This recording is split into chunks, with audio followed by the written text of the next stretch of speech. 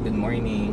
Nova Blast or Gel Cayano 31? For me, either way naman, you couldn't go wrong. Parehas namang maganda. From the people that I know na merong Nova 5, maganda naman. And then ako personally, very happy din naman ako with my Gel Cayano 31. I think yung deciding factor dyan will be if you are an overpronator or not. Kasi kung overpronator ka, matik Gel Cayano. Pero kung hindi, kaya mo naman with neutral shoes, Nova 5 na lang. Kasi alam ko din mas mabigat usually ang mga stability shoes compared sa neutral shoe. Or the other option na actually sana ganito yung ginawa ko, if meron ka namang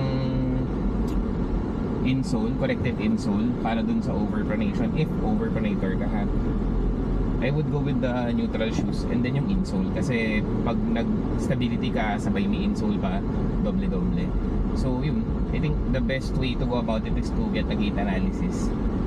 And then depende sa magiging result ni gait analysis mo, and depende sa kung anong meron ka na gamit, like what I said earlier, baka meron kang corrective insole, pwede ka mag Nova 5 kasi nga mas magaan yun yung PNE. Pero kung wala, tapos overpronator ka, get the A6 Gel Cayano 31. If hindi ka naman overpronator, I think it would be better if you go dun sa Nova 5. Yun lang.